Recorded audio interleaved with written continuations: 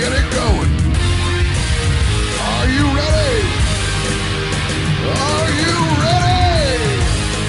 Let's go! Revolution Radio at freedomslips.com. It is 10 p.m. Thursday evening, and we are here live on Studio A. Yeah, you've waited all week for the most cutting-edge topics and guests, and now it is time to deliver. That's right, it's the Stephen D. Kelley Show with your host, Stephen D. Kelley.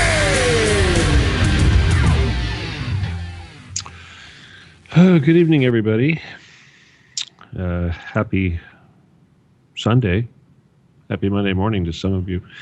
All right, this is the Stephen D. Kelley Show. My name is Stephen D. Kelley. I am your host. This is Revolution Radio. Oh. Revolution Radio, www.freedomslips.com. Oh, Mahmoud's trying to get in here. He's, Keith, maybe you could go ahead and try to connect him. He's don't know exactly what's going on. Anyway, welcome to the show. Tonight we're going to be talking about a crisis that's going on right now, real time. People are starving in Syria, and Mahmoud, of course, is involved in this. And as you know, his city, of course, has been under blockade. But there's other cities that have these issues too, and this is because these cities have these FSA and rebel types inside the city, and for whatever reason, the army has chose rather than to. Hello, Mahmoud. Bear with us, okay? Hang tight. Has chose to surround the city and basically control what comes in and what goes out. And this is food, and they can shut that off and restrict the flow, and it makes life very difficult. All right, and. I've got to do all the station stuff here before I get to you, Mahmoud, but hang on. But so many things I got to say first.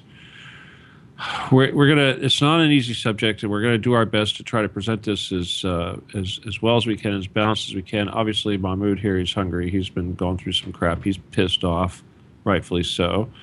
And it's just frustrating as all hell that we can't even put something in a damn parcel post and ship it over there. It's like it's one of those. It's that bad. Anyway, at the same time, there's the last thing I want to do is jump on an anti-Assad bandwagon, because that's the first thing that's going to happen. These people that are, this is a strategic thing. This is a military thing. The very fact that these guys are doing this is a strategy. Certainly taking over these neighborhoods by it's the same thing that gangs do. These are what we're talking about as armed gangs. We've talked about this many times in the show before.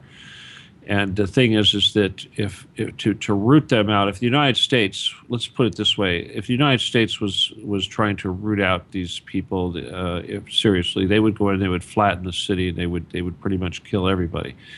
And obviously, this is not a logical thing to do. Certainly, the Russians don't want to do it. Assad doesn't want to do it. Yes, there is some bombing. Civilians are getting killed. There's a lot of collateral damage.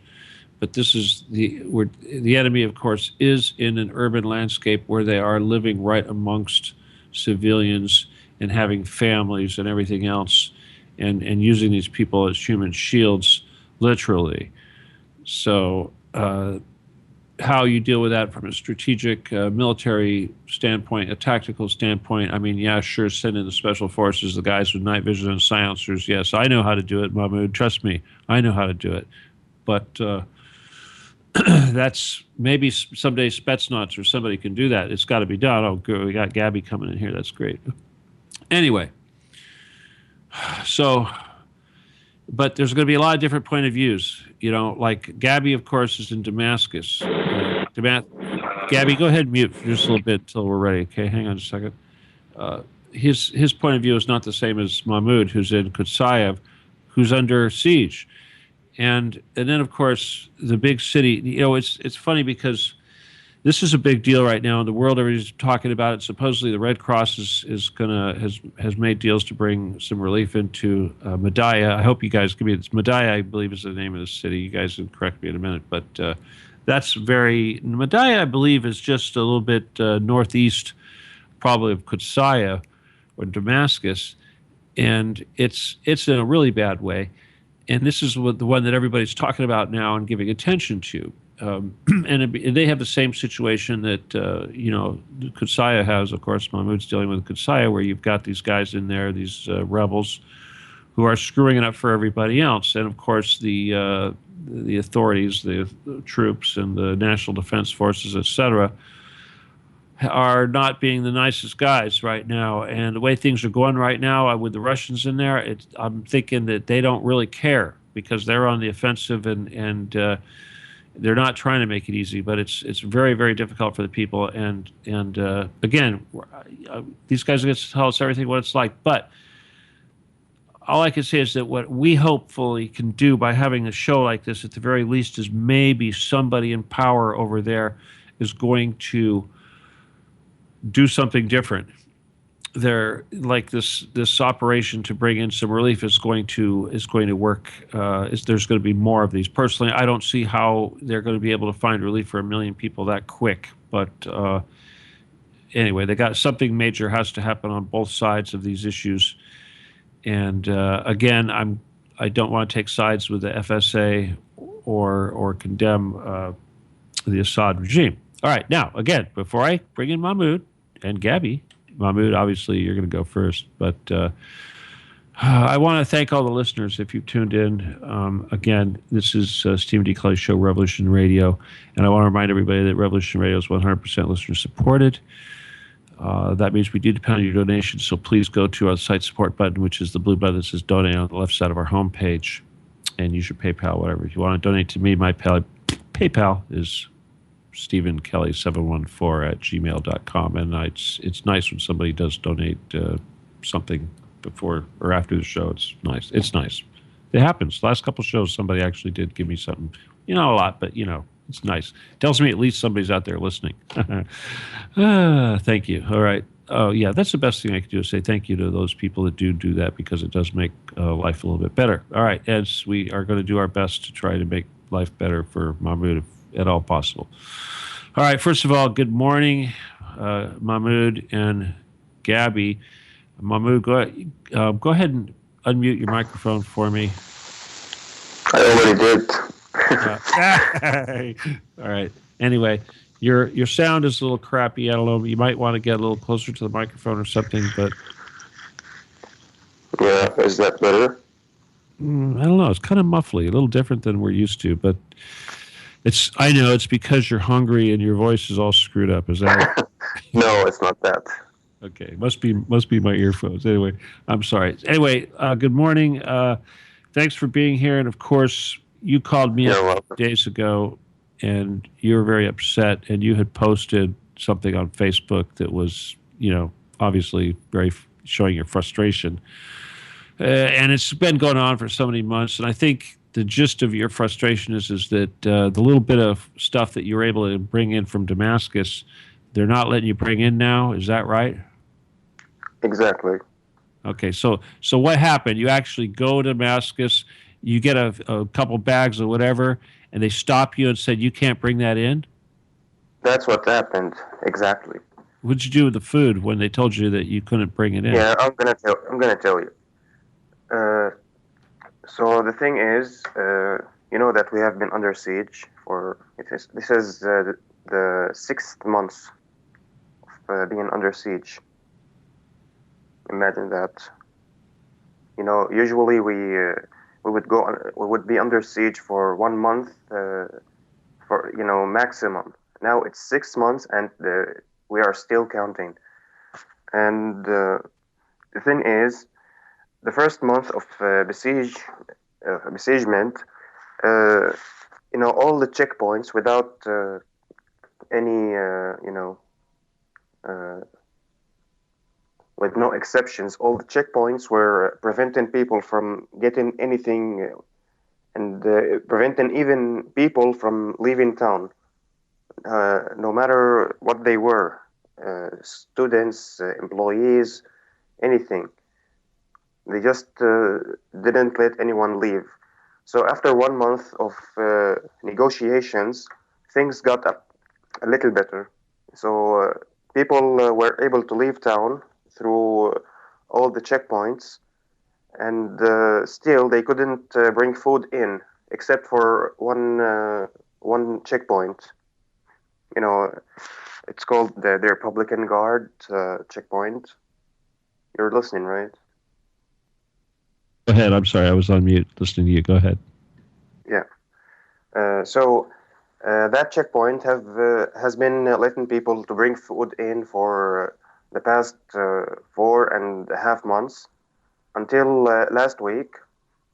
Right before New Year's Eve.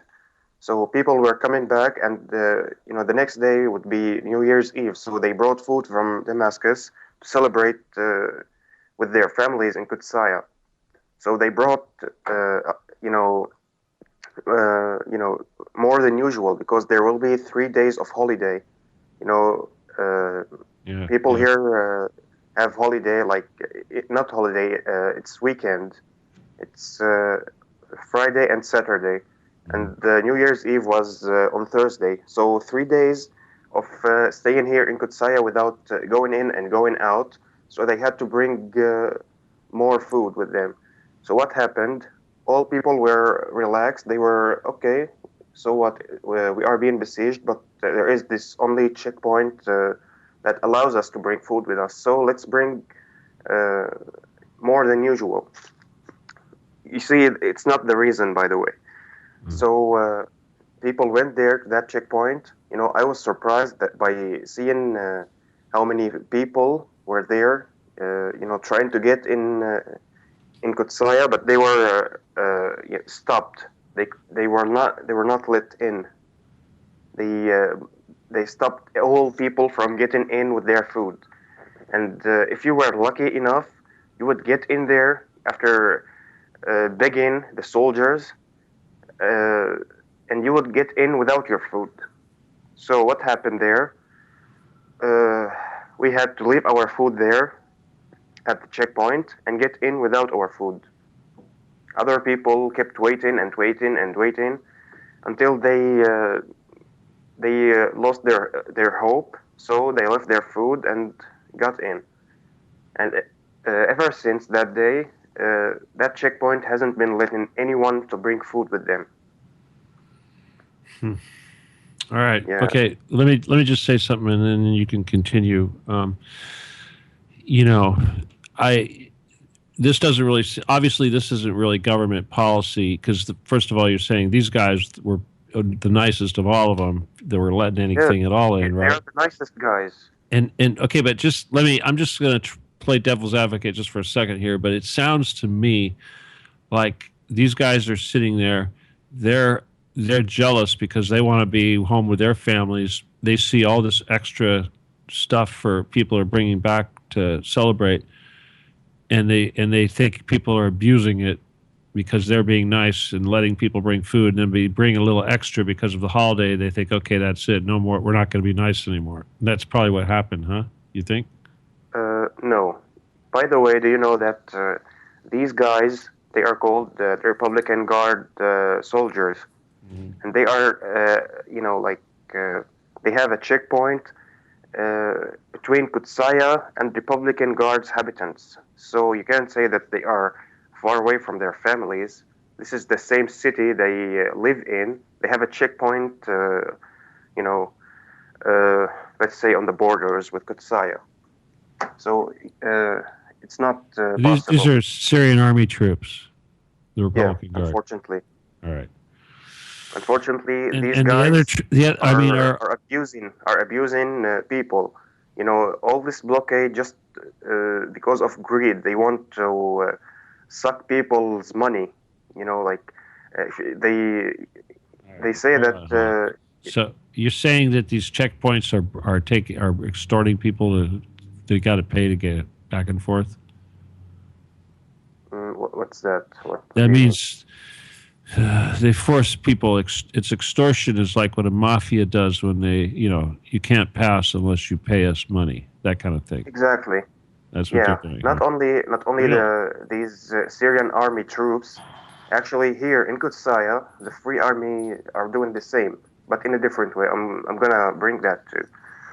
So the thing is, uh, since these checkpoints say that they tell people that you cannot bring food in town, like period. That's it.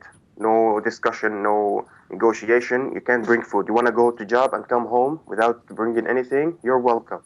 But if you bring with you just one loaf of bread, you will be stripped of it, and then you can go home back. So what's really sickens me, and what makes me ask myself is this: since the army checkpoints are besieging Kutsaya and not letting anyone bring anything inside, it surprises me that until now I still see like some shops are selling food. Like where the hell did all this food come from? We are besieged. How did you get that? Did you like dig the floor and So brought these it? checkpoints, you have traffic, right? I mean, it's not just people walking back and forth; it's cars No, and no, no. trucks too, There right? are no cars. There are no cars. No cars going to put through. It's strictly If people. if I want to go to Damascus, do you know how I go there? I go by foot. I walk from my home to the next town, Kutsaya suburbs. It takes me almost 30 minutes from my home to the next city. Uh-huh. And I have to wait for the bus, and I have to get in the bus until I get to Damascus. And when I get to the bus, I stay standing. I remain standing because it's full of people. Because all people of Kutsaya who want to go to Damascus, they take this road. They have to walk to Kutsaya suburbs for at least 30 minutes. And not all people, just the students and the employees for the government. And there are actually sometimes they are being treated badly. I don't know why. I don't know. I mean, are we animals? Are we Zionists to be treated like that by our own army? Isn't that depressing and disappointing? Yeah, it's pretty sucky. I'm assuming you have to go through a checkpoint when you're walking before you get to the bus. That's the idea. Yeah, All yeah. right. It's not. That's not Sounds like the Israel, thing huh? that. Yeah. Sounds like Israel. It's not. Sure does. All right, listen, You know, Mahmoud. I gotta just give. just I gotta let Gabby okay, talk here for a okay. second. All You will right. talk. Just I let know me. Gabby's gonna try to say something here, but Okay. hang on. It's your show. I Just just don't. relax. I Don't just don't worry. wanna. No. We're I gonna just get don't back want to you to you. say that I am only addressing the Syrian army and condemning them without Yeah. Well, condemning let's see what others. he wants to say. Well, then we'll give him a hard time. But it's Okay. right. Fair. Okay. Okay. Okay. Gabby, are you ready? Gabby, good morning. Did you get your coffee? Are you there? Yeah. Uh oh. Okay, Good there he is. morning. Good morning. All right. Well, obviously you don't, have this problem in Damascus, but certainly you have a perspective. Let's talk a little about first of all, did I pronounce it right? Is it Madaya, the other city? You guys, is that Madaya is the one that seems to be having all the problems? Is that close to Kutsaya? Did I pronounce it right? Madaya is as you said. Excuse me, but when I heard you saying that it sounds like Israel, my whole blood went off actually. And I know that in any war, there must be casualties and a lot of miserable times people would go through. And I don't think that we are actually in a leisure to demand our government and our army to live in, let me say, Hollywood or maybe Europe, because we are all in the same boat. These members of our army are not robots. They are human beings, and they went through hell because of those smuggled people inside out of towns in Syria. And the problem is, people of these towns covered for them mostly. actually. I'm not blaming my friend Mahmoud here. Maybe some reproachment or something, but actually that came to me just like slap in the face. We should know something that as long as we want to be victorious in this madness, this whole mad war, we need to let loose some couple of things. I don't find it very. I don't want to hurt anyone. Actually, I don't want to hurt any one of those people in Qudsiya. But, and I don't even want to say but here. Really, let's preserve it here. As for Madaya, anybody please can tell me about those militants who took hold on this city and on Zabadani and Bludan, those two other cities next to Madaya, and no one actually brings them about. How can anyone convince me that those militants are becoming more fiercer and fiercer every day and every single minute with this alleged besiegement? And yeah, of course, our army is making some strategic movements on the ground, and these procedures actually hit them in the core, those militants. Now, if I made my point clear here, I would ask you, my friend Stephen, tell me if those people in Madaya are starving, why these armed gangs and those rebels are still safe and sound? How comes that the flood of weapons and their welfare is very preserved while this besiegement is conducted there? I told you on Facebook that Madaya is open towards one side of it, towards Lebanon, and that way for smugglers, and smugglers and those militants are no, I don't want to say this. They are the same, two faces to the same coins, by the way, and they send them a lot of ammunition and their needs. Now, the very thing that I listen from those talking heads of the Syrian opposition, the so-called Syrian opposition, every time they go on air and speak, do you know what do they say? They say that if Bashar Assad is unable to protect his own people, then why he stay in the presidential office? Why don't he go away? This is the first thing. Now I just want to tell them, if you are caring a lot about us and you want to free us from this tyranny and tyrannical regime, how can I secure my life and bequeath it to you and be secured while you are unable to feed those people in Madaya, and while the Red Cross organization here brings a lot of food to them, and those militants are the ones who steal it and they exploit it and sell it to people with imaginary prices. By the way, 1 kilo rice, I thought it was 10,000 Syrian pounds. It turns out to be 70,000 Syrian pounds to be sold to these people, 1 kilo rice.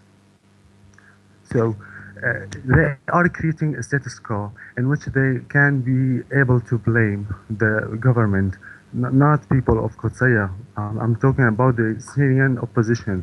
They created this whole havoc here in Syria. They did the massacres and blame it on the army. I just want to remind you about such stuff because our fish memory rises here, we as people, and forget everything that happened in these 5 years past.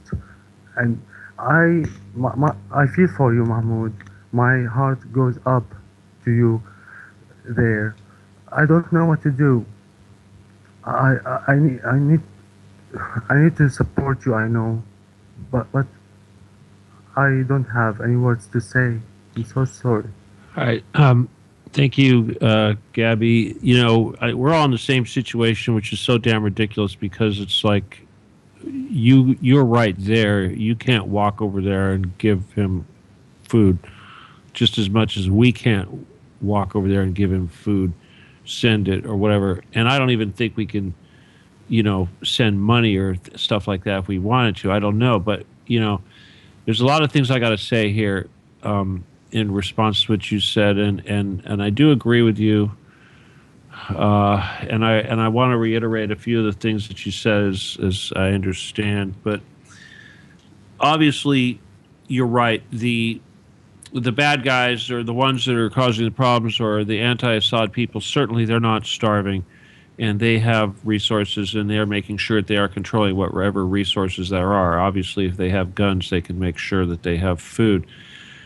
And of course, if they're being supported by the outside forces, CIA, Israel, whoever, they're certainly also providing them with MREs and food.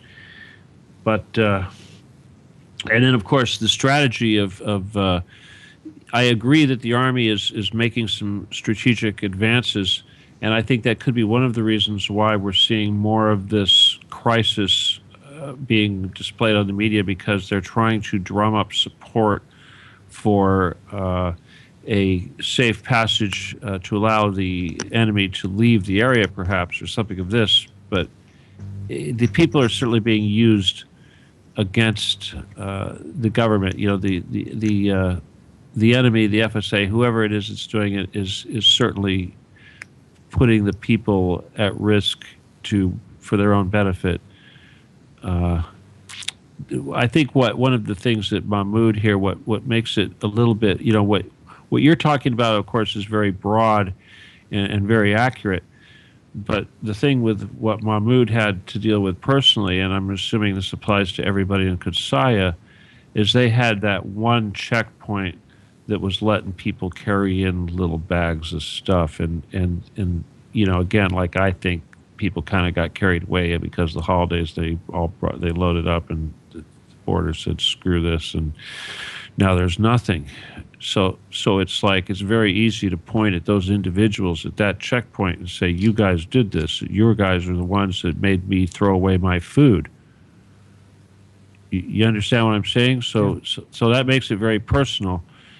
And that's not just Assad. I know that this is government policy on a large scale, and at the same time, it was those individuals that said, throw away your food if you want to go home.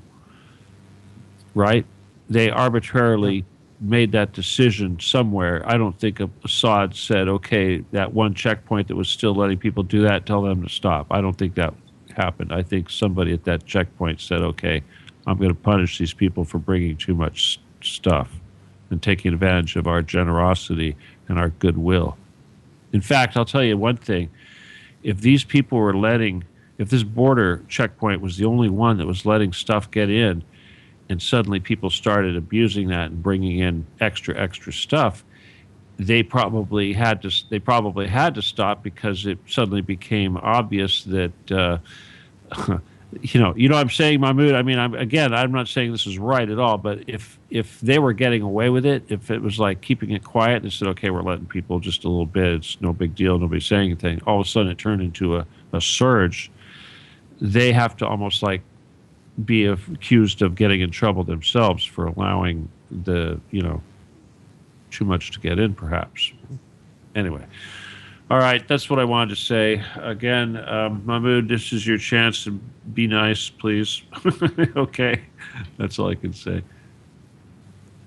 Okay, thank you, Gabby. I want to thank Gabby, and I want to tell you, Gabby, that if all Syrians were decent and open-minded, like I'm not bragging about myself, but if all Syrians were like you and I, how we are negotiating and discussing right now, Syria would have been in a better place. But because we have fanatics from each sides, they are ruining everything. Agree. Yeah. Yeah. So, okay, Stephen, I just want to make one point correct for you.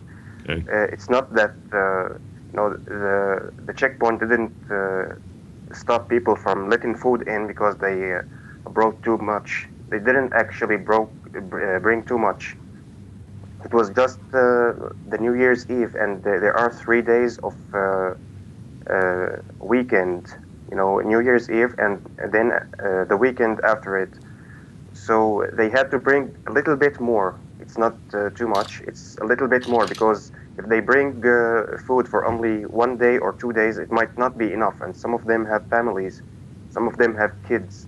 I heard I saw a woman talking to her kids, and she was outside Kutsaya, and her kids were inside. So she was telling her kids, "Oh, please, honey, don't worry, I'll be back soon. Just don't cry." When you see this, you say, why are these guys doing this to us? They are supposed to be our own army. Why are they doing this? They are bringing bad reputation to the army and to the government. And to be honest with you, so many people here in Kutsaya have lost their support to the government and to the army for after what they saw in Madaya, and after that incident of blocking people, because a lot of old people, mostly old people, come home from that checkpoint to bring food in, and they lost hope. Like they were saying, like this checkpoint was our only hope to live, and now it's gone. What should we do? And by the way, Gabby brought an important point. He actually said what I wanted to say, but he had the first hand. So he said that these armed guys, the militians, uh, they are in safe and sounds where people in Madaya are starving. It's true. It's happening here in Kutsaya because people here barely find what they can eat. Do you know that the official price for one set of bread is 50 pounds, 50 Syrian pounds? And if you could find it here in Kutsaya, its cost is 200 to 300 pounds. So and it's disappointing to know that even the Syrian army is working in this thing. So what do? As I heard from a man who was selling bread, I was trying to buy the bread. I told him how much is this set. He said 200. I said, "Oh my God, why? Why is that?" It wasn't 200, 250. Sorry. He said 250. I said, "Why? Why don't you sell it with at least 200?" He said, "I can't." Then I told him, "Why you can't?" He said, "Do you know how I got to bring this set to and buy it for you? Let me tell you how. When kids come back from school and come through that checkpoint of Republican guards, uh, they see these sets of bread. So they buy it from the army with 200 pounds. These greedy soldiers who are a disgrace for being Syrian army soldiers. They buy it with 50 pounds or maybe less because they are like they are exploiting uh, you know their position. So they say we are soldiers, we can do whatever the hell we want. So maybe they bought one set of bread with even less than 50 pounds. So they buy a big amount, and they wait for kids to come from school and buy this food, this Hungry bread. kids. Yes, of course. So they buy this bread for 200 per one set of bread, and then when they come here to Kutsaya, they sell it here with a little bit profit. So, So, and not only bread, what is that in because dollars? Any idea? Any idea what that is in dollars? well, our Syrian pound is our currency is kind of collapsing to the dollar, because the dollar keeps rising and our Syrian pound keeps Gee, I wonder why, huh? collapsing. Yeah, so The 50, before the the 50 crisis, pounds, I'm sorry, Gabby, go before the ahead. 50 crisis, pounds used to be $1, the 50 pounds. Now it is 0.3 dollar, 30 cents now. 30 cents. Okay, so 50 pounds is now 30 cents, roughly? Yeah, yeah. Okay, so 200, wait a minute. yeah, 200 to 250, 300. Okay. So it's not only bread. I mean, I see. So in dollars, that would be about a couple of bucks, but because of the inflation or the deep, the money has become worthless. All right, I got and you gotta ask yourself as well, when the town is besieged, how did all this food just come out suddenly? Like no one was seeing this food before. I mean, people now are getting ready for it. Yeah. Of course. yeah, like they have kept their food for this certain. Hey guys, I want to tell you something, okay? Let me just share something with you right now. It's not related to what you're talking. Well, it's sort of related because it's a worldwide thing, but it's sort of connected. And I'm just going to share this real quick, okay? Right now, off of Singapore, there's like 500 container ships parked, sitting there doing nothing, and they're all empty. They're all floating real high in the water. 500 of them. Okay, that's like more than anybody's navy. It's like all this shipping. And I heard today there's no ships, no freight on the Atlantic. The Atlantic is empty. It has no freight. So what does that tell you? Okay. See, there's nothing being moved. There's, And the gas, it's gas. It's like the people with the gas and that are pumping the gas, they don't want to sell it. They're filling up ships and they're just sailing around because the prices are so. Things are going crazy. Something's going to happen. Something's going to happen real soon. That's why all the ships are parked. All the ships are parked. Nobody wants to have them out there floating around, and I guess, huh? So interesting, huh? Anyway, okay. We're into just whatever 10, 20 minutes or so before the end of the first hour.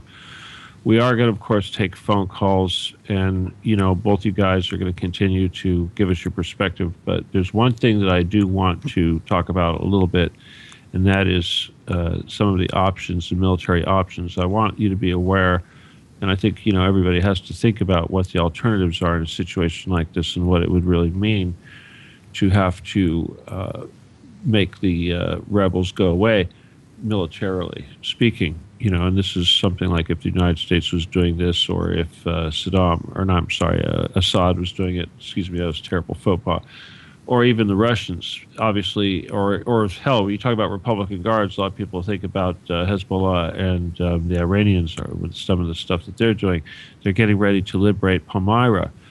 Obviously, this is an operation that's going to involve a lot of house-to-house cleansing, because this is happening right now. If you look at some of these cities that are being liberated, these guys are using humans as shields, and who knows what that will do to people before they leave, right? It's not good. A lot of these people, of course, the rebels are putting on dresses and running away, things like that. Shaving their beards and putting on makeup. You see that? They put on makeup and they put on a burqa and they try to run away. Anyway, but actually, my friend, as for Madaya, it's not true. The whole those set of pictures you saw, some of them turned to be photoshopped. Some of them. You talking about the little girl? As for especially that's not real. Of course, that's not real. Yeah. Yeah. And as for what's happening there, they lost a lot of things, those rebels, here on this geography of Syria, and now they are clinching to a couple of cities like Madaya, and they just want to create a buffer zone by being you know in law, international law, and UN to help them creating this buffer zone, either on the Turkish borders or Lebanese borders. Okay, Does right, not right, matter right. now. So what you're saying is they're trying to make the world feel sorry, so that we'll go in there and stop the bad Assad from doing this to Yeah, those poor people. And it starts with the Red Cross, and the next thing you know, the U.S. military is getting involved. Is that what you're saying? yeah, that's it. Yeah. And actually,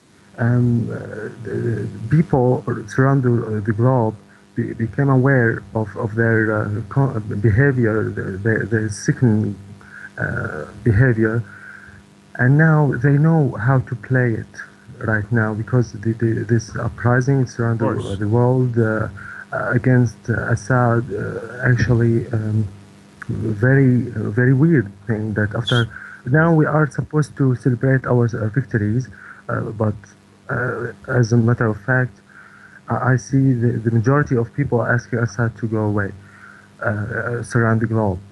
They are manipulating us, by the way. And Madaya never cut off food. Madaya, the army here in Syria, they're not actually to venture into Madaya ever since it was occupied. Food flows there every day and night, but those opposition, playing behind the scenes a lot of dirty and filthy things.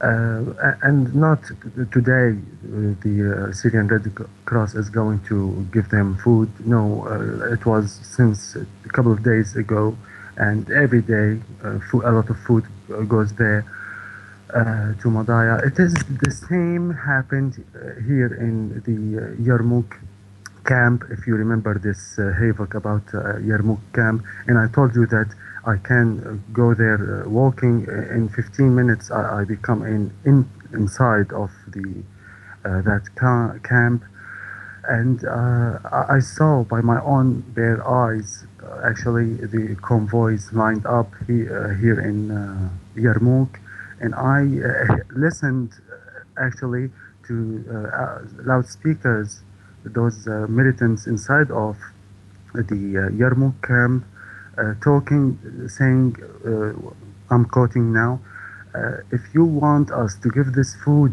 to poor people, ask Assad to go away. These were their demands. They think that it is just a bank that they got into to make a heist or something. I don't know. Is there any more No, I silly understand. Yeah, things? yeah, that's right. There's no guarantee. It's no different than when the situation was going on in Ethiopia and Mogadishu and all of that. They tried to have relief, and it went right to the hands of the warlords. And then, I mean, all sorts of relief went to that area, and as soon as the people would try to get it, the guys would come in with their guns and just take it. So, and of course, if they're handling the distribution, they don't. They're certainly not using compassion here. So, just like any, I'm sure this has happened in every country throughout the ages. Yeah, and I want to tell Mahmoud something now. I don't know, my dear friend, when the day will come when we realize that here we in Syria as one body, a person when starving cannot actually satiate their hunger by eating their own limbs or drinking their own blood. Anyone who is doing bad things to people is the same doing as much as bad things to himself or herself. We should be just like a vampire. A vampire, when starving, cannot actually suck their own blood, but we do. Unfortunately, we do drink our own blood till starvation be completed. Unfortunately. Hey, Gabby, You guys, I know I've heard this before, but how easy is it to find seeds where you're at for food, for growing food? Huh? Uh, You it's know, easy. I easy. do it here. Yeah, What on do you got? What can you get? uh, pepper, onions, potato, Uh-huh. Uh-huh. what else? Tomato, Tomato. uh, All right. eggplants. All right. Okay, that's good. I'm thinking Um, about you got cucumber. to get some seeds into Mahmoud's hands. I know this is ridiculous. You don't have time for this, but you got to. Mm, Some of these things you can grow pretty quick. I know you've got sun, you've got a good climate, so you need to start growing a little something. Tomato would be mm, great because they're productive. Mahmoud, yeah. can you get next time you get out of there? Can you at least get your hands on some seeds and put them in your socks or whatever you have to do? Smuggle them back home and grow. Grow. I'm serious. Yeah. A Well, piece of potato. I don't have a place to Yes, you do. plant You them. have that patio right there. All Is right. that? You have a little balcony, right? You have a little balcony. Yeah, You- but I don't have you know What bats? soil. A container for a Okay, turf. fine. Uh, You're going to get some, okay? You're going to find some Yeah. soil, okay? That's what you're going to do. You're going to go look around. You're going to get yourself, you're going to find some loose dirt and you're going to bring it back, all right? And put it and create some kind of a damn pot. Cut up some of your water jugs or something and grow some damn tomatoes, all right? I mean, I'm, Okay. container I'm will, serious. You got to do Yeah. that. I need, And I'll tell you something else. One of the quickest things you can get are radishes. If you can get some radishes, those things sprout pretty quick. You can have them in like days. Okay. I don't like it. I know that, but so what? When you're a child and you're not like a farmer and you don't know how to grow food, the easiest thing to grow is radishes because you don't have to wait 2 months to get food. You get it like real quick. So I'm just Yeah. telling you, you grow some tomatoes if you can. Potatoes take a lot of dirt. At the very least, grow tomatoes. Okay, you know, I that's easy to do. But grow some radishes too, because then you'll get them and onions. So start. Mm, That's your job, Mahmoud. Right now is find some dirt and build a little. On that little balcony thing that you've got right there, set up some pots or something and try to grow some stuff. Okay. Okay. All right, If I please. can. You could do Yeah. it. Some of you can't do it. I know you could do it. And Yeah. Sonny, Gabby, There's a Gabby, there's you a help. point. All right? Seriously, this is your job, Gabby. I'm giving you this job, and you've got the responsibility now to fulfill it. Okay? okay. Are you accepting the responsibility? You got to help Uh, him get some seeds. Okay? yeah, I do. All right. It's easy. Help It's him easy get to some smuggle seeds. it in your buckets. It's not a big deal. Okay. Mahmoud has to smuggle it, but you help him get it in the first place. Okay? Then you guys can hook up, and you can hook him up with some seeds. All right? And then Mahmoud, you got to dig up some dirt. Next time you go to the park or something, I know there's dirt around there. It's just you got to find some good dirt.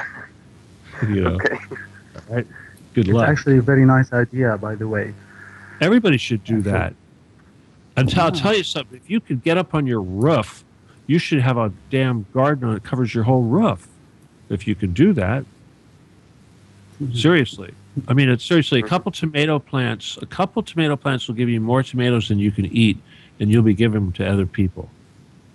Actually, here in my home, I have a greenhouse. Yeah.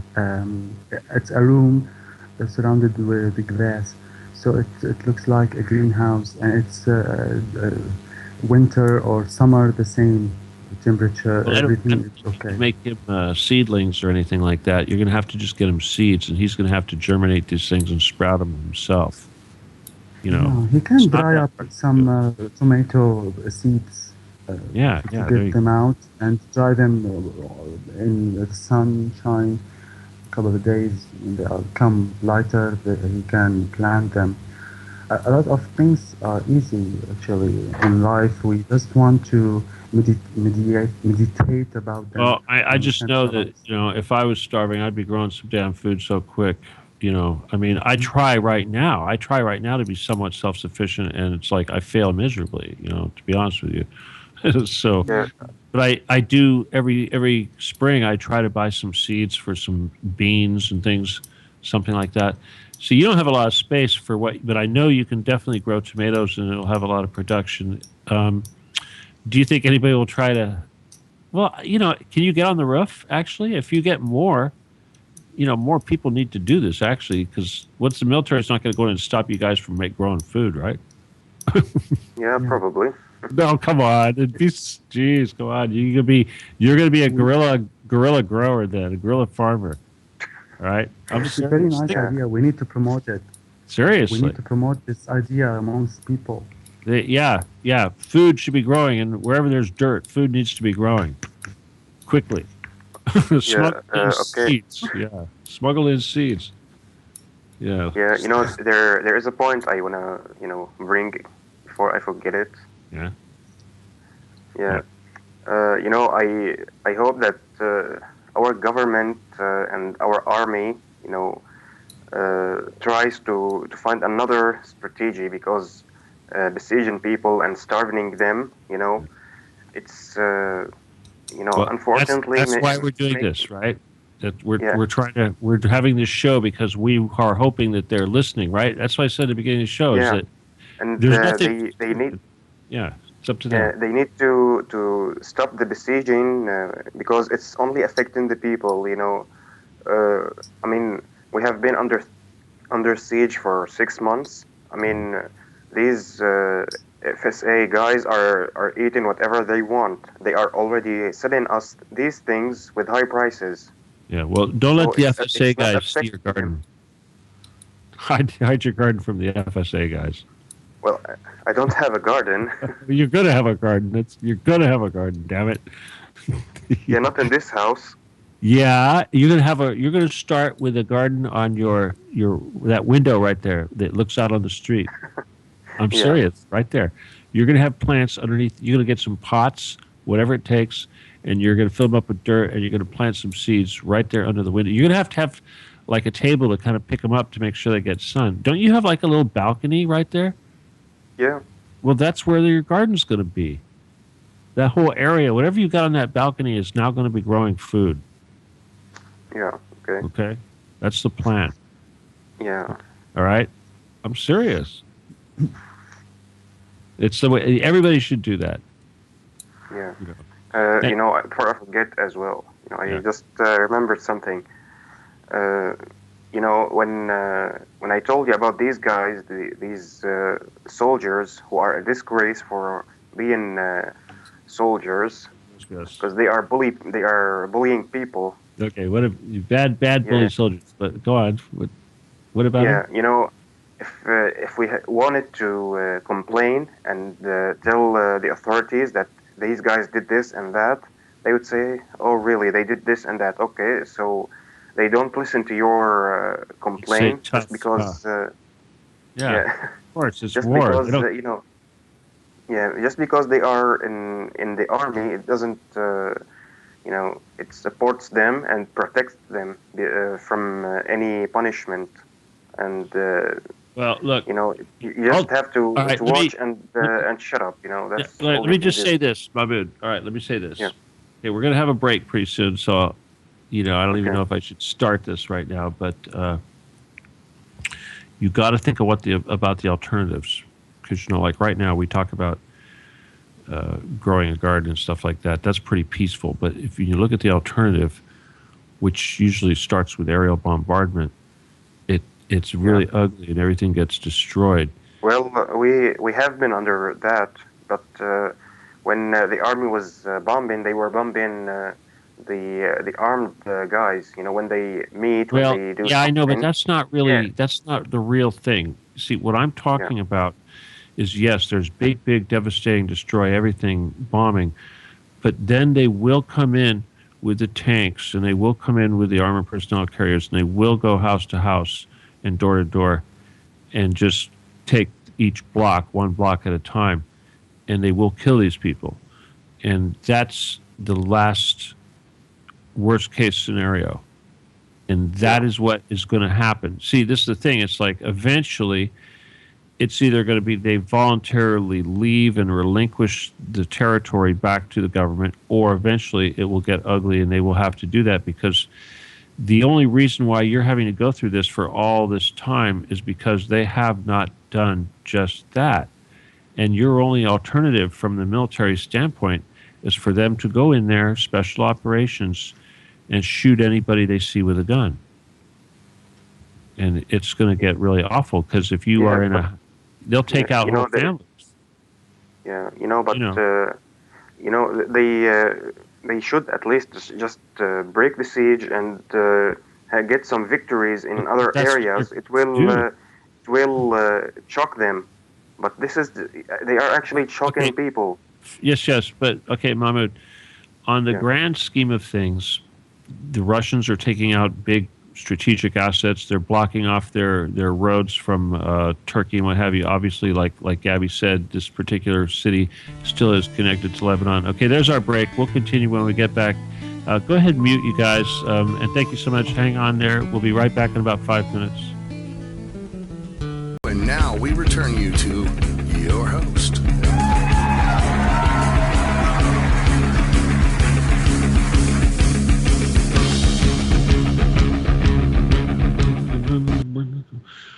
Hi, everybody. Wake up. Sorry.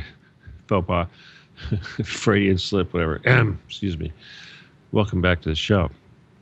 This is the Stephen D. Kelley Show. My name is Stephen D. Kelley. I am making some tea. You're going to hear a microwave go ding-ding here in about 20 seconds. Count them. We're having a good show here with my friends Mahmoud and Gabby, and I'm gonna jump in here a little bit and kind of take charge a little bit because we're not really expecting to go too far with this. All we can do is kind of hope that the government's going to change. And things are going to happen. And again, I'm not saying anti-government, and I'm not saying government needs to change. It's that government is going to change its strategy. Something different is going to happen because certainly I'm not going to wish that the guys that are being the rebels within these cities that are under siege are going to just up and go away. I don't expect that they're going to listen to anything we say. But at least maybe somebody within the legitimate halls of power in Damascus will be listening. I like to think so. Oh, wait, no, 25 seconds. Sorry about that. All right, again, this is Revolution Radio, www.freedomslips.com, world's #1 listener-supported radio network. So please go support us. Go to our site support page. Use the donate button on our www.freedomslips.com. Oh, yeah, join our Facebook page. Oh, and bear with me, guys, just for a second here. There's that microwave. I'll have to get it here next time when you guys are talking. I'll walk over there and put sugar in it and grab it. Sorry about that. I hope you at least got tea, Mahmoud. I'd really struggle if I didn't have tea. Tell me you got tea. Do you have tea? Yeah, so each one of us is drinking something. Gabby was drinking coffee. You're drinking tea. Yeah. And I'm drinking what I have left of mate.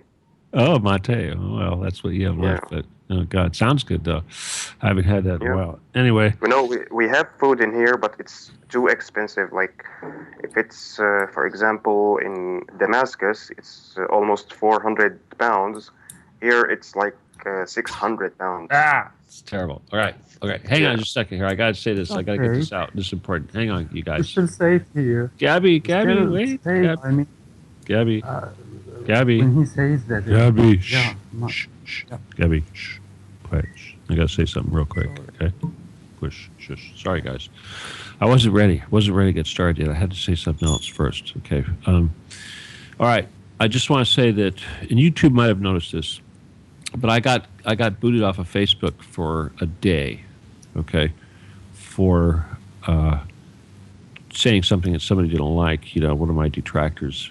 But anyway, bottom line is it's obviously Facebook is very important for what we do. It's certainly important for communicating. And I just want to remind people, if you have not done this yet, obviously I want you to like my Facebook page. There's still room for a few more people, but because there's a limit, it only goes up to 5,000. I also have a Facebook page for this show called The Stephen D. Kelley Show. If you type in those words into a Facebook search, The Stephen D. Kelley Show, it should come up, and please like that. There's also, of course, The Stephen D. Kelley for President 2016. Please like that, too. All right. Listen, you guys, Gabby, Mahmoud, you know damn well if I could be elected president in 2016, this stuff would be over for you. I'd be having lunch with Assad, and it'd be over quickly. Of course, we'd probably have Putin there too, perhaps. And anyway, you know what I'm saying? Anyway, seriously, I'm serious. I am so serious. I'm dead serious. I'm so sick of this stuff, to be honest with you. I don't know if you saw my Facebook page, but I said, if you guys make me president, I will basically end world hunger, et cetera, or yada, yada, And, people think, oh, yeah, that sounds crazy, but it's not. It can be done. All these things are really easy to do. It's just that, you got to be willing to get shot if you want to see it get done. Okay, listen. Before we get started, second half of the show, we do take calls. The caller number is 928-202-4508. And we haven't had any callers here in a while, and that's sort of disappointing. So I would like somebody to call and at least say hello to the guys here and have some guts. Come on. Hopefully, again, this is working. Keith is getting ready to say something to me. What is it, Keith? Again. Oh, he typed it wrong. Okay, I got it. I'm sorry. Okay, I got to give you the right number. I'm not going to repeat what he just wrote here. But anyway, half of the message that he wrote was the correction of the phone number. So let me give you the corrected phone number. I got one number wrong. It's 628-202. Watch me get it wrong. 4608. Okay, that's not 4508. It's 4608. Okay, so you guys, if you wrote it down, scribble out the 5 and write down 6. Okay, it's 628-202-4608. Okay, come on. Who's going to be the first one to call and say hi to the guys? All right, now let's get back to what I was saying while we're waiting for somebody to call in. Okay, Mahmoud. Okay, don't interrupt me. I got to talk about this for a little bit. Okay. And again, I'm not trying to be devil's advocate, but I know I've spoken with a few guys who were very pro national defense. I get their opinion, and of course, I get people who are very pro Syrian Arab Army, obviously, and not just like you, Gabby, but people who are pretty hardcore. And they all say sort of the same thing, and for me, it resonates in a way because, as an American, we have sort of the same attitude, and that is if somebody gets out of line like that, we shoot them. And if, we don't wait for the police to do it, we do it ourselves. And that's very often is the way, this is one of the reasons why our society, people may talk a lot of crap about our society, but the thing is the guns do serve a very, very, very important purpose. And, of course, the fact that you guys don't have that, it makes it different. And the only way that you can have guns is to be involved with, say, like the national defense or something like this, or even become a criminal or, a rebel, if you will. And that makes it very difficult when you do have guys like you have in your town who have gotten guns from either who knows where, other towns, whatever. But anyway, they've got them, they've got ammo, and they're intimidating other people. They're idiots, and they're stupid enough to go around and idiots enough to try to force their weight on everyone else. And this is why the government, this is why, like Gabby said, if there is aid that comes in there, these guys, they're just criminals with guns anyway. They're going to take it and they're going to distribute it as they wish, and they're going to do everything they can to make themselves look good and to make the Assad regime look bad. So the thing is that, again, when you get down to it, these families of these people, and again, now I'm talking about the domestic homegrown people that live in these cities of Qudsaya, Madaya, and where was the other city that was Madaya the one that we used to talk about a lot? Or was there another city? Wasn't there another city that's under siege, Mahmoud? Or was it just those two? There are many. I know, but in your general, the one that was right next to you, is Madaya the one that was right next to you? Well, it's next to the next one next to us. Okay, all right. Because there was another... Hame. Hame, that's it. I knew there was another one. Gabby likes that expression. The next to the next. All right. I can't even repeat it. All right. Well, this is the thing. First of all, speaking militarily, strategically, tactically speaking, the territory or the geography, the real estate, whatever you want to call it, that is the city or area of Madaya. Like you said, if it is on the border and it does have an insecure border, then that area needs to be seized. It needs to be occupied. So militarily speaking, it seems to me that that area, it should be a priority to go in there militarily with lots of force and completely cut it off from the ability of the rebels to smuggle back and forth. That's logical. Now we see that happening a lot in the north, up by Turkey, right? They're doing everything they can to cut off the areas up there, the non-Kurdish controlled areas, of course. Yeah. Right. So, and I know that a lot of effort has been going into Latakia, which is not really. I mean, all right, how close is Madaya to Latakia? Is that even part of Latakia, the province? No, it's not. It's way down Madaya south, is in right? Damascus, and yeah, Madaya is in Damascus suburbs, and Yeah. Okay. Latakia is at the coast. All right. Well, the point I'm trying to make is that if you look at the map of Syria, and you look at where the operations have been going down, obviously there's a lot of factors involved, because it's not just the fact that there's a whole bunch of different players. The United States would have you believe that some rebels are good guys and some rebels are bad guys, but from the standpoint of Russia and the Syrian Arab Army, they're all the same, and they're not going to fight one harder than the other. Now, when you think of it that way,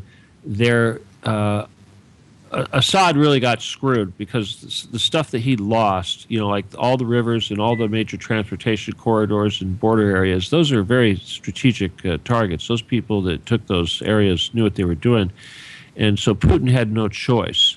He was getting ready to lose the sea base right there, as well as an ally, because, if he had not stepped in, things would have gotten worse. It would have been bad news for both of you guys. But he did, and if you look at what he's doing now, it's and all of us would like to see it happen quicker. Okay, seriously, I personally would like to see him do the whole thing in a day or a week and be done with it by now. But if you look at what they have done, first of all, around Latakia, the areas around Latakia where they have to be cleared out. They're not even cleared out yet, but that's got to be secure, because that's where their base is. Then you go north to Turkey. Turkey is a huge, huge problem. Not just Lebanon's a problem with Madaya. Obviously, what's coming through Lebanon into Madaya that's not good. Although you would think with Hezbollah that wouldn't be the case. You'd think Hezbollah would be in Lebanon and they would stop it. I don't know what the hell's up with that. But anyway, but you see, the thing is then, like, for instance, the last time we were talking, there's that dam up there, Mahmoud. You remember that dam up there on the Euphrates? The Euphrates. Yeah, that's, if you ask me, that's got to be a huge priority, that they need to secure that dam for obvious reasons. So it's almost like they don't really. There's not much they can do, because, to be honest with you, right now they're still in that bombing campaign. They're trying to weaken the enemy. They're trying to weaken the morale, and that's how it works. Now, I'll give you an example. When the United States decided to take out Saddam Hussein, which, and I'm not going to say that's right or wrong or whatever, but the plan took a long time. For instance, it's like during the Clinton administration, which was an 8-year period, the United States was bombing Iraq almost every day, key infrastructure targets, kind of like what Russia is doing right now to Syria. Only the United States, of course, did not care about civilians and collateral damage, right? But the point I'm trying to make is that, and then of course you had the operation allegedly to free Kuwait, and then of course the operation to destroy Iraq completely. That was a good 12-year process, right? So if you think about it, the Russians have only been at this for what? How many months now? Since 30 September. Barely 2 months, 3 months? 2.5. 2.5 months? Jeez. Something Well, like that. darn, they haven't finished the job in 2.5 months. Maybe they'll have it be done by 3, I swear. You Go know, on, these ISIS Vladimir. guys, they split like germs. Yeah. Well, you gotta. This whole thing is such crap, and I mean, I swear, God bless Putin, for what he's done so far. And there's a lot of collateral damage still, but you've got to understand, if it was the United States, the collateral damage would be so much worse. You Let me know? give you snaps about what took place since 30th of September so far. Yeah. Uh-huh. The entire of the province of Homs is secure now. Yeah. Yeah. Homs, it's very important province of Syria. Latakia countryside is secured, except for the northern countryside. ISIS in Raqqa is stranded somehow, and Daraa in the south of Syria is secure now, and something was very important. I forgot it. My God. Um, Al-Hasaka, which is an eastern province in Syria, was very in a critical position, by the way. Now it's beyond safe, thanks God. Um, yeah, and the most of importance of all, that Turkey now stopped to steal our gas and oil. It's a very important thing. That's actually the reason behind the madness that Erdogan showing now. That Nowadays. makes a lot of sense. That makes a lot of sense. They're struggling now because they're getting choked off economically. They're hurting, so all the little people are hurting even more. That's the problem, huh? So those 2 months and a half were very important in this crisis. What about Palmyra? What do you think? What do you think that's going to Palmyra, take? Yeah. I think that it will be liberated in a couple of weeks, by the way, because when Nasrallah, the leader of Hezbollah, when he says something, I trust him. Actually, I don't have any other choice but to trust him. He said that they are going to liberate Palmyra, as soon as they are able to, and they undertook this mission. I don't think that it would take so much. The problem maybe is that Palmyra climate is the desert. It is just a desert, and I just wish them good luck. I don't think that it takes so much. Your audio got kind of crummy there for a second. Sounds like you dropped something. Okay, so what you're saying is Palmyra, it's a desert. Right. It's out in the middle of the country. There's not much going on there. What do you mean? Are you saying that it's a simple battle or a difficult battle or what? Yeah, I think it is sort of difficult. Desert, after all, who can fight in a desert? I don't know. But I know that the members of Hezbollah are very, very astute people, and they are very, very harsh to deal with. I wish them luck, actually. And unfortunately, I'm a Syrian sitting here in Syria and asking the strangers to defend my own land. Thanks to our youth who fled the country, scared from the military service. I don't know what to say. We proved to be a complete failure, I think. No, don't give up. Come on, because seriously, people would tell me that both of you should be in the military right now fighting. I mean, oh, God. I mean, I was getting ready to go to war when I was a little kid, to be honest with you guys. I was thinking about that today, but when I was young, before I turned 18, I was running around with any kind of weapon I could get, trying to train, just because I knew that chances of going to war were very, very, very good. But anyway, oh gosh, I totally distracted myself. Okay, I know. There's something else I wanted to throw out there, and I want to kind of ask you both. A couple questions I want to ask you, and this will sort of change. I'll start with this. What do you think about the sheikh or the yeah, I guess no, what was he the person that was executed in Saudi Arabia here recently? He was a spiritual leader. What was his Nimar? I believe his name was Nimr, yeah, Nimr, Nimar. Nimr. Yeah. Uh, Tiger means what do you the what do meaning you of what do his you name. think about all that? That seems like a pretty stupid maneuver. I mean, Saudi Arabia seems obviously is a major source of all these problems, and what I think that a lot of your guys' future is involved with the maneuvers of Saudi Arabia. And if you look at what's going on with Yemen right now and that fiasco, and what they've did here recently with this execution of this Iranian cleric, it's like, what's next? I mean, what do you first of all, what do you have to say about all that? Gabby, go ahead, you first. Actually, the Saudi Arabia has no military as any military in the existence. They are all just like puppets, or I don't know. They are dolls or something. They prove complete fiasco whenever they go through the field. But they Hmm. are very much successful in manipulating us inside of our own towns, cities, etc., by buying some of the second psychological people, letting us fight against each other. They are very successful in that. They proved complete fiasco in Yemen, of course, and they are.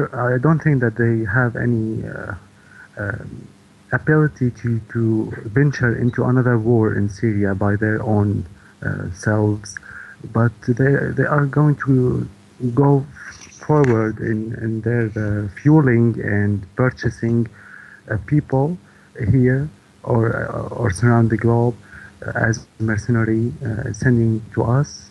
And we are ready to Saudi Arabia, by the way, and Iran is actually on the move in case that Saudi Arabia declared an official war against either us or against Iran. So they are as easy as cake, actually, in terms of official words, but in terms of the role of hyena, they are on the top list of Top hyena. yeah. Okay, all right. Before I want to get Mahmoud's response, but I want to ask you something else too. I think is kind of interesting.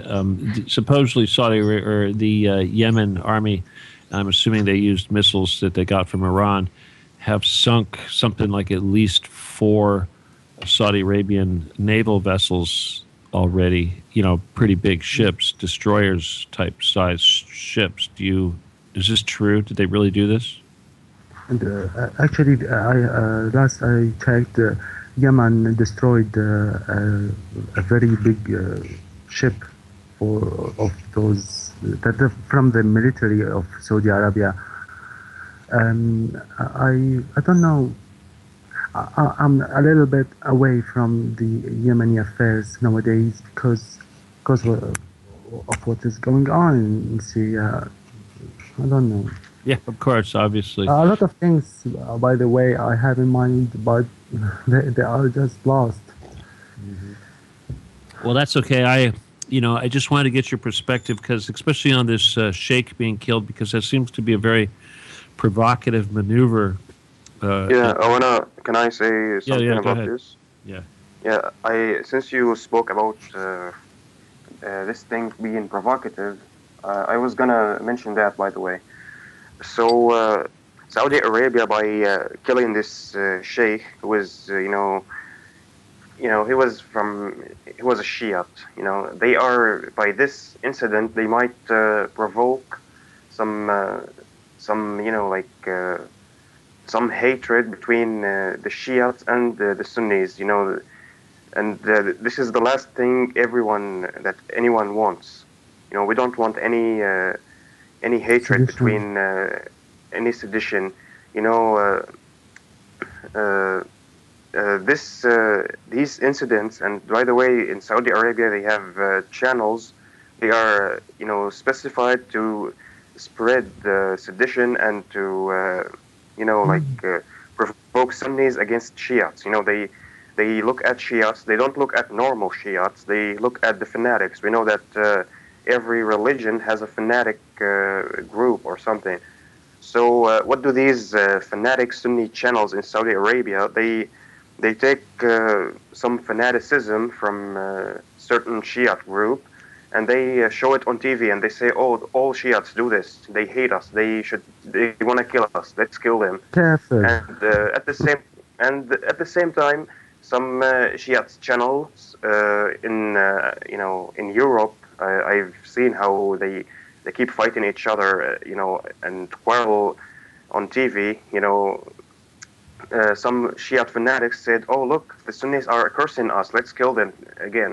So we need to at least shut down these channels. We don't want any fanaticism.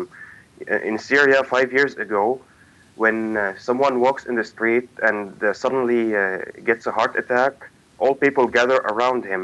Whether he was Sunni, Shiite, Alawite, Christian, even Satanist, they would take him to the hospital. They don't care what God you worship. They just take you to the hospital and help you. But right now, unfortunately, some fanatics, they don't want help from any other people, from different sects. They say all other, the fanatics. I'm talking about the fanatics. They say these guys from this sect, they are bad. I don't want any one of them in my life. This is bad. This is, I blame the media, the foreign media. I'm not going to say Arabian or whatever. They are not Arabians. They are not Muslims. They just want to provoke us against each other to distract us from Palestine and to distract us from what's happening in Syria. Mm-hmm. I mean, has anyone checked what happened in Palestine? I haven't, for the past few days since Madaya.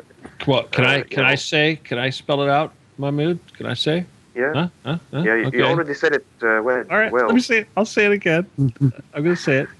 All right, everybody.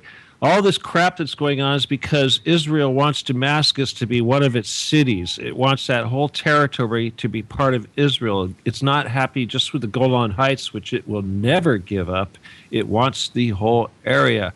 And first thing they want to do is they want to get rid of the people, as many of them as they can. They want to blow as much of the stuff up, and they certainly want to destroy all the history and all the statues and all the artifacts that remind them of the people that have been living there for the last 10,000 years practically, right? My God, seriously. Thank you. And yes, and Palestine is just where they ended up. These little itty bitty, they right? I mean, my God, these people, they've been stealing land since the beginning. I don't want to say anything bad about Abraham, but it's all started with Abraham, and it just went downhill since.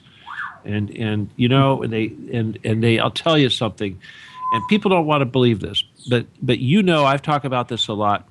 And yes, the tribes of northern Israel after King Solomon, or just during King Solomon, when Israel split in two, those tribes, Judean tribes, or was it Israel? Which was north, Judea or Israel? Which was the northern side? Judea, I think it was. Yeah, Judea. Yeah, Judea. Okay, anyway, those guys were conquered by Assyria, modern-day Syria. And those guys, when they were released, just like the Babylonians, when they released the Israeli half of the country, only the ones that were released from Assyria, they went north. They became the Khazarians. Whether or not anybody wants to believe that, they practically became savages and eventually created the Khazar Empire. And that's where all the trouble is coming, because not only do they want to take over the Middle East, these are Khazars doing this, but they also want to take over Ukraine. They want to destroy Europe. Now, if you look at what's going on with the migrant stuff and all the issues with the criminals and what have you, raping the women and terrorizing and what have you in the white countries in Europe, that's all part of this Khazar plan to get back at those countries because they hate them. They hate the Khazars. Obviously, the Khazars hate all their ancient enemies. Syria is an ancient enemy. It's Assyria. Iraq is an ancient enemy. It's Babylon. They hate both of those countries. The Armenians, hell, they hate them. They hate the Russians, and they hate all of the Northern Europeans because those are the enemies of the Khazars. So everything that they're doing, this is Khazar controlled, and the nonsense in the Middle East. It's not just an Israeli Jew thing. It's a Khazar thing. It's much, much bigger than this little tiny piece of land in Israel. These guys that are running all this stuff. The Rothschild family are Khazarian. They're Khazars. They are not from Israel. They're from Europe. So people need to see the big picture of what's really going on here, because this is geopolitics, all right? And yes, if it wasn't for Assad and it wasn't for Putin and it wasn't for these countries that are willing to stand up to this, they'd be very successful. And I've said it many times that this war that Assad is in, not Assad, but Putin is in right now, is a war against the Rothschilds. It's a war against the Khazars, and it's a war against that ancient enemy that just doesn't want to go away, who is satanic, is a satanic entity. And this is why these people are doing these satanic things, because they are satanic. They are pure evil. And, people talk about these little problems that they have here, even locally, and they go, oh, yeah, this or that, and they nitpick at these little problems. And eventually you got to say, look, it's all the same thing. Ultimately, it's all satanic. All of these individuals, all these entities, when you work up to wherever it's going to be satanic controlled. They're all a bunch of puppets. They're all working for the dark side. And that's what we're really up against. So that's what I believe. This is a fight against the dark side is what it is. Yeah, you're right. And if you saw the way they destroyed the artifacts in both Syria and Iraq, those ISIS, you would detect right away the hatred that lies in their chests against these two ancient. Yeah, exactly. Yeah, exactly. Mesopotamia. What have they got against? Exactly. What have they got against ancient Mesopotamia? They want to go back 10,000 years, 8,000 years, and erase history. It's insane, and they're doing a very good job of it too. Because if those were idols, as they proclaim, and saying that it is forbidden for Muslims to own in their lands such idols, we would never actually see those idols so far surviving the all civilizations that consequted here in this area as Abbasid, Umayyad. These are the two major Islamic states that reigned here in this area. If those things in Raqqa and in Iraq were something forbidden by God, they would have destroyed them ever since they came to the existence. Muhammad would destroy them, but he chose to leave them because these are the artifacts and the witnesses of the history of the ancient days. But that goes not well with Israel, because these artifacts reminds them of their being hated. Inferiority. Inferiority. So they used their puppets in order to destroy these artifacts, which I wept a lot of, actually. Mm-hmm. That was devastating when I saw them destroying these artifacts in Palmyra, and oh my God, man. Yeah. They even destroyed a statue for Mother Mary, if you remember the footage. Yeah, they don't care. Some douchebag from ISIS, he started talking about God. Oh, this is forbidden from God to have statues. He threw it away like a bastard. Sorry. I think that Marwan Abdul Malik, the founder of Umayyad civilization since, let me say, 1,000 years maybe, I would say that if such thing is right and this statue was forbidden, he would destroy it in the very day he came to. Well, how about those Buddha statues in Afghanistan? Those big, giant, monstrous Buddhas that they had carved into the side of the mountain that those guys, the Taliban, destroyed years ago. That was ridiculous. Those things have been there a long time. Those people are responsible for everything, and they are the responsible of doing such things in order to accommodate the situation to Israel, I think. I would say so.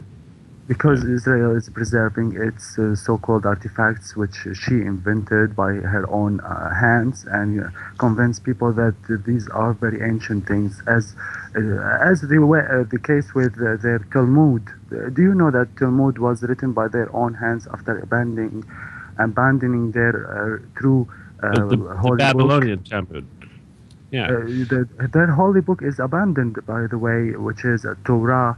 They put it aside and they invented this Talmud, and they say and they proclaim it from the two rooftops, saying that they wrote this Talmud, which in English, as accurate translation, means Bible. By the way, the word Talmud means Bible in English. So they invented it, and if you open this book, you would find an amount of hatred that unprecedented, actually. They just want to kill all people, everything, every living thing, and they say... instructions on how to murder people, like the proper way. If somebody falls in a well and there's a ladder, take the ladder and say that you need to use it to get somebody off a roof. You'll be right back. Sneaky ways of killing people, poison people, whatever. Yeah, crazy stuff. I've seen it. Very hateful towards Christians, but anyway. I just wanted to point out, that and this is I shouldn't even have to say this, but to all the Christians, the so-called good Christians in our country, we shouldn't even be having to say this, but it's like if you look at who's being tortured the most over there in these areas, so many of them right now are actually Christian, and so many of the people in Syria are Christian and have roots in ancient Christianity, and as I've said before, even speak Aramaic, the language of Christ. And even in Palestine, there's a good portion of people living in Palestine are Christian. So, don't think that these are all lowly Muslims that are second-class citizens that should be persecuted. There are Christians who are no different than your Bible-thumping fellow Americans, if you will. Right? My God, seriously. This is where it all came from. People don't realize, but this is Syria really is the true cradle of Christianity because that's where it went, right? It flourished there. It's, anyway. But no, I just want to, and I'm not really talking about the Kurds right now, but I'm just going to say that there are many, many, many, many Christian people who have been persecuted very, very heavily by ISIS, and I don't know why that has been not really become a big issue with so many people here that claim to be Christian. So, very strange indeed. Heartbreaking. I don't know. What do you want to say, Mahmoud? You got anything left? Gabby's going to bring you some seeds, and you're going to become a super gardener. All right? I swear. Yeah, super gardener for a tiny balcony. You can do it. You're going to do it. You're going to get some Miracle Grower, some fertilizer. Gabby, can you get some fertilizers for him too, please? Actually, our soil here in Damascus is very, very popular in something that it is fertilized already. Yeah. But I will manage to get some. You hook him up. Right. Actually, you brought about something very, very interesting now when you are talking about planting and gardening. Yeah. It is as the same, I can perceive it with our army. We can't actually see the result as soon as we plant some seed in the turf, but if we waited and irrigate and take care of this plant. Yeah, it's a wonderful metaphor. Yeah, it's a wonderful metaphor. I agree. And Mahmoud here feel like from his laughters that he is refusing tacitly the whole idea of. He's going to do it. He's going to do it. Mahmoud is like, Mahmoud, let me tell you something. Man, when I was your age, my God, some of the things that I had already done. It's like, for instance, my car, I'd already pulled the motor, big, huge V8 motor out of it and back in and back, built crazy stuff. It's like, I know you can do this, You got your little weightlifting equipment and all that. I saw that. Well, you're going to be a Mr. Gardener now. So, seriously. Yeah. And then you know what else? You're gonna have all these tomatoes. You're gonna learn how to can these tomatoes and preserve them or whatever it takes to dry them out and make them last. Seriously, you're Mr. Food Guy. All right. Yeah, could be. Well, I mean, It's worth a seriously, try. it's worth a try. If you do it right now, within so many days, you're going to have something. And like I said, at the very least, plant some radishes at the same time because that'll be the first thing you can actually eat. It's not the best, but it'll be the first. Yeah. They cause you some digestive problems. A couple of, hey, it's a treat, right? Seriously, just they don't take up a lot of space, and you grow a few radishes, and then within a week or so, you can actually eat them, God willing. But and then if you grow some tomatoes, I think this is going to be really good. And beans are And very fast beans, to grow. your beans will hang down the side of the building. Is what they'll do. They'll be all over the place. They will. The neighbors will be trying to. And the neighbors will steal that from me. Well, hey, They'll you know start- what? they will, You're going to be try giving it to- away anyway. You're gonna be Mr. Tomato Guy. Trust me. All right, you will Yeah. be. We'll swap recipes afterwards. I'll tell you about. I could some excellent bruschetta. Chop up the tomato with a little olive oil and some garlic. Oh yeah, man. Put it on. Oh, you don't have bread, but anyway, eat the tomatoes straight. I was called the DVD guy in college just for making an example and saying, for example, let's say DVDs, they have blah, blah, blah. So the professor started calling me the DVD guy, and now you're going to start calling me the tomato guy.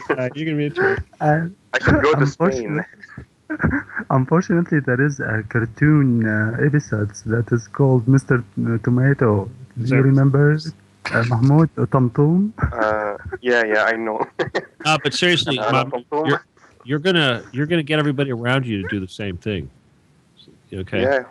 Sure. Okay. Because Gabby, try to dry up a whole bunch of seeds. It's not going to take he only needs to get a couple plants, 2 or 3 plants, maybe one, to grow, and hopefully they'll get big enough. You'll have some decent yield.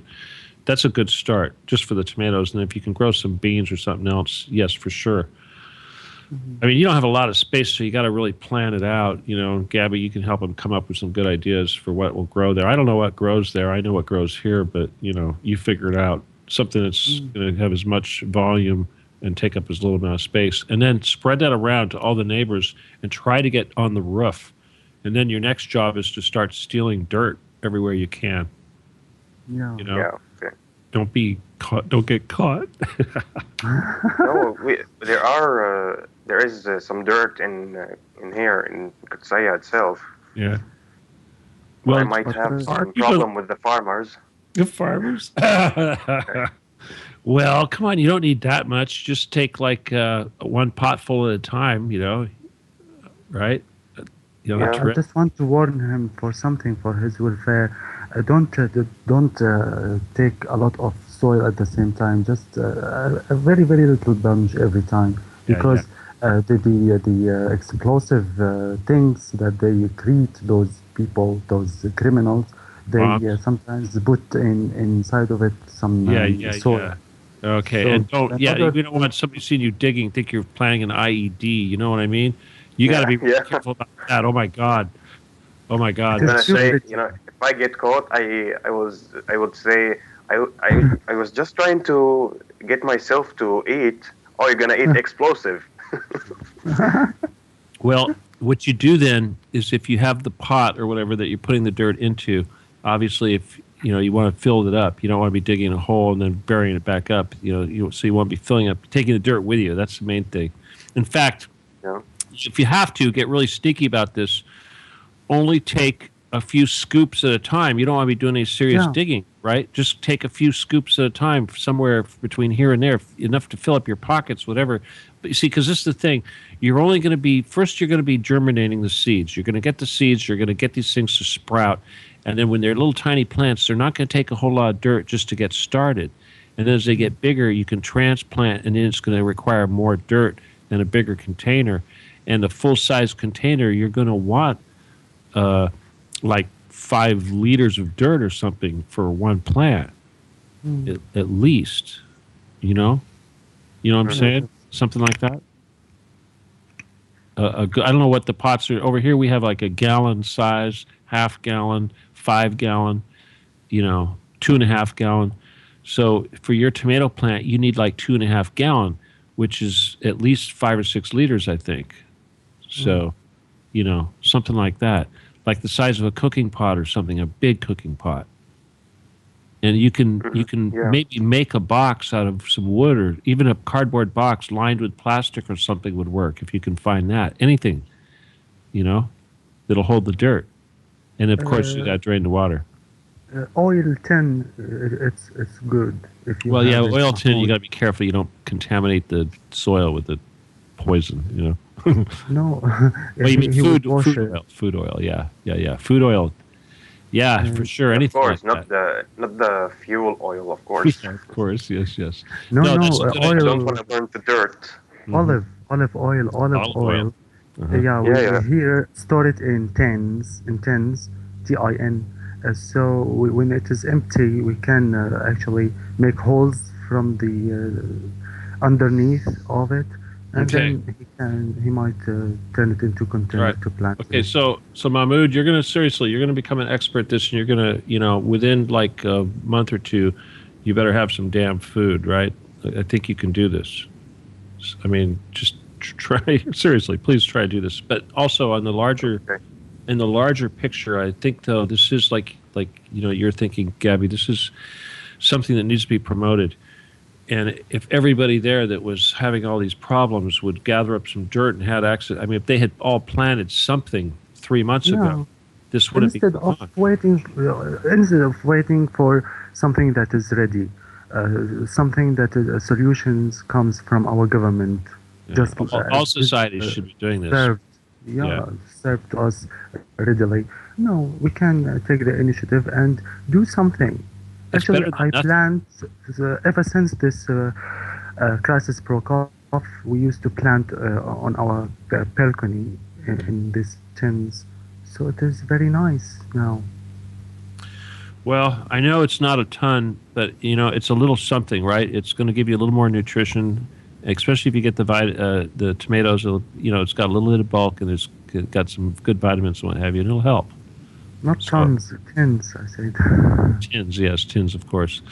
Anyway, so we want to try to promote that everywhere over there. Hopefully, everybody right now that's struggling, they can at least get people. We can smuggle some seeds in there. They can start growing some food or something, trying to survive. I know it's urban, but they need to get on the rooftops and start putting some pots full of dirt and growing something, anything. It's not going to. It'll all add up. All right. Let's see what else. I forgot to say something. Yeah. Yeah. Last Friday, there was a protest here in Kutsaya by a few guys. Almost like 50 guys. Mm-hmm. They went out to, they did this to, as they say, to support Madaya. To lift, to get the government to lift the siege of Madaya. Mm-hmm. And after, during the protest, they started to chant bad things. They cursed the president, and they said some sectarian crap. Yeah. Uh-huh. So I hope that the Syrian army doesn't, generalize and say, these guys are from Kutsaya, let's punish all Kutsaya. It's not us, it's just This was in them. your town this happened, huh? Yeah, by some guys, and we all know them here in Kutsaya. We know them that they are, jobless. They don't have nothing to do. Losers. They are just like losers and bullies, and they. I don't know what to describe them. Yeah, So well, I it's hope that true. the army, These guys are idiots. Okay, all right. Let me just emphasize. Doesn't Mm. generalize and punish us all for what they did. Okay, you guys. You heard the story in Raqqa the other day, the ISIS guy shooting his mother because she told him. Yeah, I saw that on your... All right, first of all, assuming that actually happened, it kind of looks like it happened. But, let's say it's just staged these things for fun. But you see, this is the type of stupidity that we're dealing with. Because here's some idiot. He didn't need to say anything. But his mother says, "Oh, baby, you really should stop doing that. I'm worried about you. You're going to get killed." And what does he think? He thinks, here's my chance to show my buddies how dedicated I am by giving them this opportunity to allow me to kill her for suggesting this. Gosh, I am going to look so cool. I am going to be the hippest ISIS idiot out there all day. Can you believe that? This is the level of stupidity, and just some people say they're inbred, but you got to wonder when you get that stupid, there's got to be some serious genetic something going on. Yeah, they have brain damage. Definitely. He accused her of dealing with the regime, being an officer in the Syrian state. Yeah. So he accused her of being a spy. So he killed her. And you think she was? Mom. If even she was. Oh my God, she's his mom. I know. I'm an idiot. It's impossibly repulsive, actually. The very idea is very, very sickening. Yeah. Who would shoot his own mom after being in her womb? Come on. You don't even have to go there. Come on, you know how stupid it is. Every second of it, it's just stupid. There's no end to it, and it's.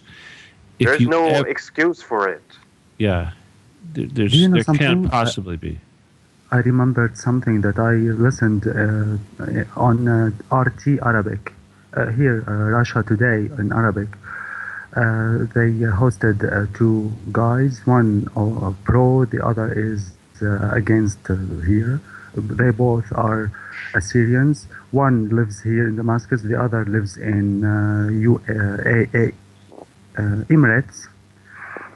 When this Syrian guy here in Damascus told him how it comes that the people in Madaya are starving while the militants there are well and sound, so he told him that was something. Actually, he told him that God stands with them, sending them food from heaven in order to be able to survive.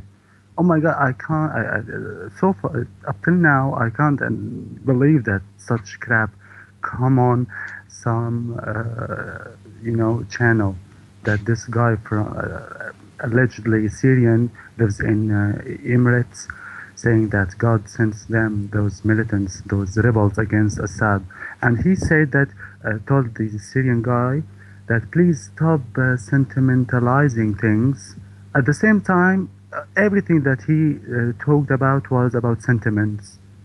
I started to doubt these people. What do they eat out there when they go out of Syria? It's actually something very, very provocative, actually. God sends them food from heaven. Yeah. Manna from heaven. It's manna, dude. Seriously, I was figuring out, hey, you know what? I was actually thinking about trying to make manna for you, Mahmoud.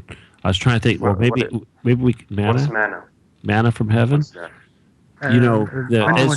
Just like this guy? المن والسلوى. The food that God sends to the sons of Israel. Yeah. We do believe in miracles, but come on, seriously. No, seriously, I know how to make manna. I thought maybe I could figure out. I'm not talking about you. It's not about you. I mean, that guy. I mean, how is it possible? And he said to him that please stop sentimentalizing things. when he said that we have to gather together and to be as one hand, we are Syrians, we should not do this and that, he started to say, stop sentimentalizing things. And at the same time, what do you are expecting from people who are being bombed from heaven and from ground? They, if anybody comes into my house and rape my daughter and my wife in front of my eyes, do you expect me to stand still and not doing anything? And these are not sentiments, by the way, never. Do you know something, my dear Stephen? We have a proverb here in Syria, goes like this: measles in the faces of my people is better for me than the wheat comes from foreigners. The measles, you know, the things the disease, comes on the face. Yeah, it's are better for me than the wheat comes from a foreigner. And no one actually applied this. And before this crisis comes and broke off, I used to hear this proverb every now and then, everywhere I go. I kept listening to this proverb, and now people are very, very far from it, actually. And it's very expressive, by the way, because the measles is something very repulsive, but because it is on the face of your people, it's okay. While the wheat is very basic need to us as human beings, we need to eat it in bread and a lot of things, but it comes from outside. We don't want it. We repulse it. Okay. What is measles, Gabi? It's a disease, sickness, pox. Like means disease. What's that? حب الوش. Yeah. All right. Sorry, I'm speaking Arabic. Okay, guys. All right, hang on a second here. All right, listen. I know any second it's going to stop. I think we got about 2 minutes, barely, whatever, 100 seconds before we hear the end of the show. So I want to thank you both, okay, for being here. And I hope we did something. And I'm really, the growing thing, I'm serious about that. You guys work together, okay, and make that happen and spread it and work. And you've worked for all the people, too. If you can spread that in Kusaya, you got to be a champion of this, okay? This is going to help people, okay? I'm serious, all right? No, I don't want to. Yeah. Anyway, but we're going to follow up with you, okay? Soon. Okay. All right. And again, thank you both. Thank you, Gabby. Thank you, Mahmoud. Thank you, Keith, for producing. And you guys listening out there. No, you don't have any time. No, you're out of time. Maybe if I'm done. Maybe okay. We'll see. But anyway, again, thank you if you're listening and you tuned in tonight. And I hope you've enjoyed what you've heard. But I personally think that it was a good show, guys. An important show. It seems like every time we do anything, it seems like it's a big deal.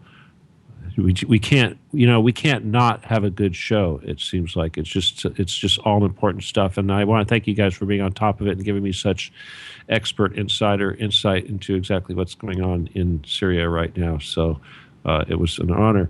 Again, this is Revolution Radio at www.freedomslips.com, the Stephen D. Kelley Show. My name is Stephen D. Kelley. Help us out. Donate.